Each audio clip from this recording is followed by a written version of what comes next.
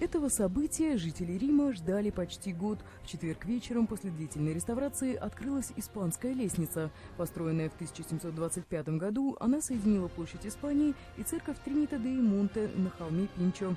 С тех пор 135 ступеней из травертина стали излюбленным местом для горожан и туристов и одной из визитных карточек итальянской столицы.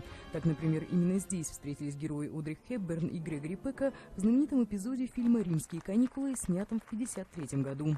Однако под ногами толп туристов каменные ступени потемнели, потрескались и расшатались. Во время реставрации их очистили механическим и химическим способами, добавили недостающие камни, а с балюстрады убрали разросшуюся растительность. Торжественное открытие отметили концертом оркестра Национальной академии Санта-Чичилия под руководством дирижера Антонио Папано.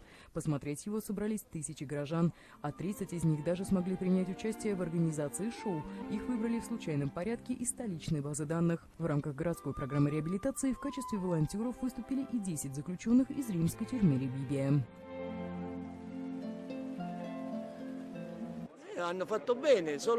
Они все сделали правильно. Разве что такие мероприятия можно было бы проводить почаще, как минимум раз в месяц. В Италии обожают культуру. Посмотрите, сколько людей пришло.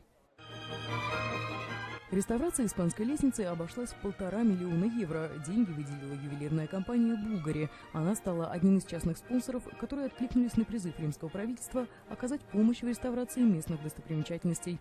Впрочем, наследник ювелирного дома Паоло Булгари уже успел вызвать негодование римлян.